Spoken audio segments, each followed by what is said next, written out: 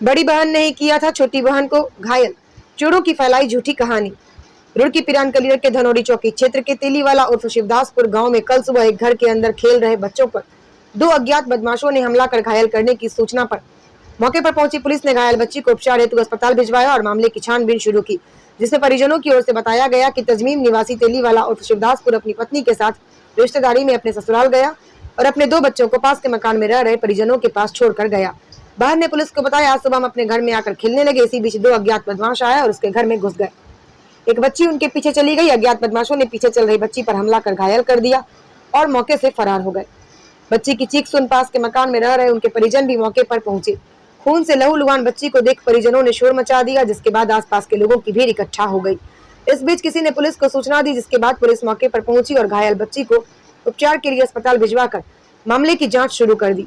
बच्चे के पिता तजमीम ने जानकारी देते हुए बताया, वह अपनी पत्नी के साथ अपनी दोनों ही बेटियों को घर छोड़ रिश्तेदारी में गया, जहां उनकी गैर मौजूदगी में अज्ञात चोरों द्वारा उनकी बेटी के सिर पर किसी हथियार से वार कर उसे लहूलुहान कर दिया गया और घर में चोरी की घटना को अंजाम दे चोर मौके से फरार हो गए। वहीं एसपी देहात शेखर चंद सुग्याल ने बताया, जांच के बाद पता चला पूरा मामला झूठा था, जबकि उसकी बड़ी बहन ने ही किसी बात पर गुस्से में आकर छोटी बहन के सिर में लोहे की हथौड़ी से वार किया था। स्टार न्यूज प्लस के लिए उत्तराखंड के रुड़की से स्टेट हेड श्याम सुंदर की रिपोर्ट।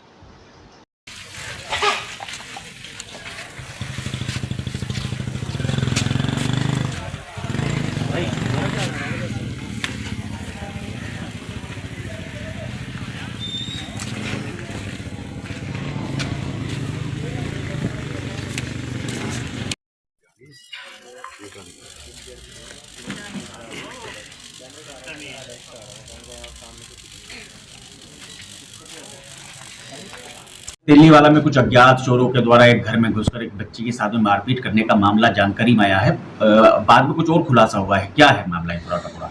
देखिए, जो तेलीवाला थाना कलियर का मामला है, कल सुबह जो सूचना मिली थी पुलिस को, ये मिली थी कि एक बच्ची को घायल करके और दूसरी बहन को बंधक बना करके दो चोर उनके घर से चोरी करके ले गए।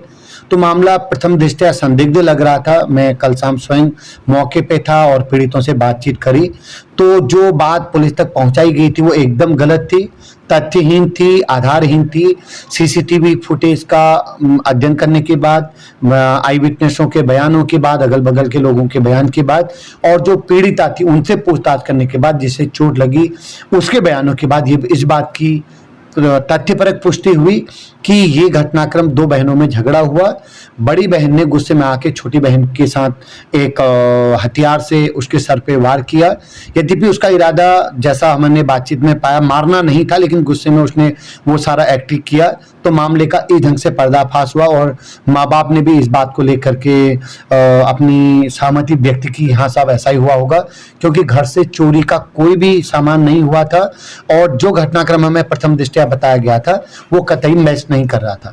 तो फाइनली उन माँ बाप को और उन बच्चों को अलर्ट करके हमने इस पूरे घटनाक्रम का पर्दाफाश किया है। सर, इसमें मकसद क्या था कि जैसे आसपास के इलाके में, तेलीवाला के ही आसपास के इलाके में, बुकावाला तक भी ये मैसेज है कि रात को चोर घुस रहे हैं और कल उन्होंने हल्ला इसी तरह से मचाया कि इस तरह की अफवाह उड़ाने की साजिश हो सकती है। जो बड़ी बहन जिसको हम अभी मानेंगे कि जिसने एक्टिंग किया, उसने भी, उसका यही कहना था कि चूंकि मैंने चोट कर दी, बच्ची बहन बेहोश होने की स्थिति में थी, मम्मी पापा मुझे क्या कहेंगे, तो उसने इस टाइप से कहानी गढ़ी है और इस बात की पुष्टि 100% हो चुकी है।